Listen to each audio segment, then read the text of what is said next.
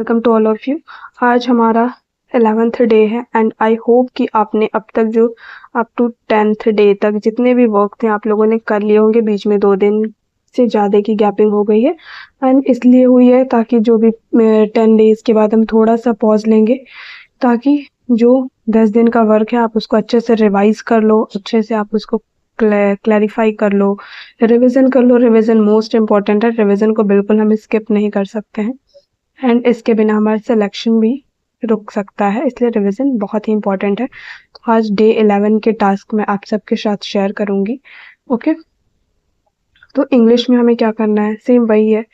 आपका एग्ज़ाम अब ज़्यादा दिन नहीं है, 2 महीने बचे हुए हैं, 2 से 1.5 महीने।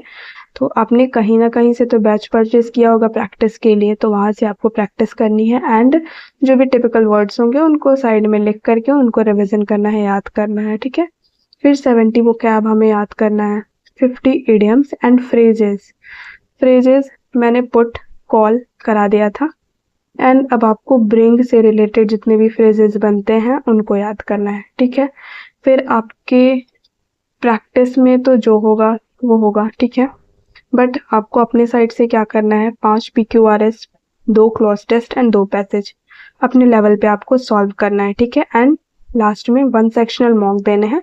आप स्टेनो का भी दे सकते हो, सीजल का भी दे सकते हो, सीपीओ का भी दे सकते हो, किसी का भी दे सकते हो, बट आपको डेली एक मॉक अटेंड करने ही करने हैं। ठीक है, हमारा इंग्लिश का काम हो गया। नेक्स्ट है रीजनिंग। तो रीजनिंग में हमें क्या करना है, तो रीजनिंग में हमें कोडिंग डिकोडिंग नेक्स्ट 1 आवर करने हैं। ओके, जैसे कि हमने सीरीज कर लिया है, सीरीज के बाद कोडिंग डिकोडिंग तो मैंने आपको टेलीग्राम पे शेयर किया है कि आपको कहाँ से पढ़ने हैं। तो लास्ट डे है आज हमारा कोडिंग डिकोडिंग का, आज हम प्रैक्टिस करके इसको ख़त्म करेंगे एंड सीरीज की प्रैक्टिस कंटिन्यू रखेंगे अपने बेसिस पे। बट ये कोडिंग डिकोडिंग हमें टीचर्स के साथ साथ सॉल्व भी करना है एंड टीचर के साथ साथ स्ट्रैटेजी भी सीखनी है कि कैसे किसी क्वेश्चन को अटेम्प्ट करना है। ठीक है, एंड एक नई चीज़ इंप्लीमेंट हुई है, 30 मिनट्स में हमें 50 क्वेश्चन करने हैं। ये टिपिकल है, बहुत टिपिकल है, क्योंकि लेंथी क्वेश्चंस भी बन रहे हैं। तो आपको डेली एक मॉक अटेंड करने हैं। आप एक टाइम पे इंग्लिश का स्किप कर सकते हो बट रीजनिंग का बिल्कुल स्किप नहीं करना है। रीजनिंग का मॉक लगाना ही लगाना है आपको किसी कीमत पे। नेक्स्ट है हमारा GK/GS। तो GK/GS में हमें क्या करना है, मॉडर्न हिस्ट्री हम लोगों ने स्टार्ट किया था, हमारा एंशियंट एंड मेडाइवल ये 2 हमारा कंप्लीट हो गया था।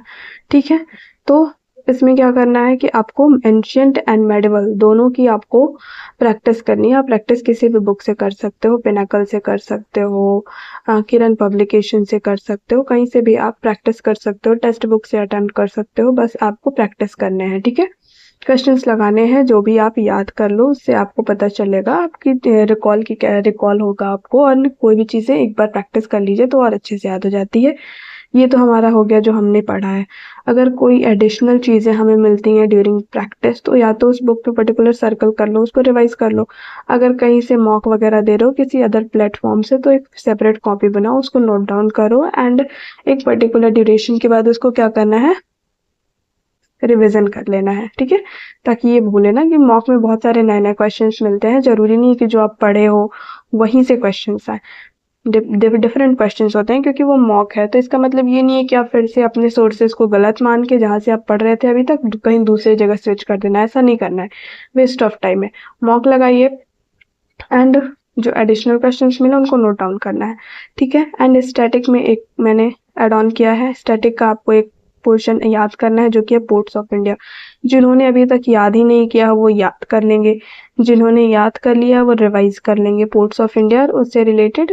उसमें तो प्रीवियस ईयर में अगर मिल गया तो ठीक है, क्योंकि बाई चांस ही देखने को मिलता है, लेकिन देख लेने हैं, क्वेश्चंस बन सकते हैं थोड़ा बहुत करंट से भी रिलेटेड। ठीक है, ये हो गया हमारा GK/GS।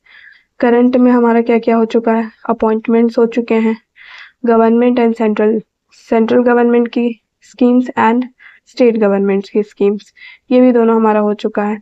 हमारा अवार्ड्स एंड ऑनर भी हो चुका है। तो आज हमारा है स्पोर्ट्स एंड टूर्नामेंट।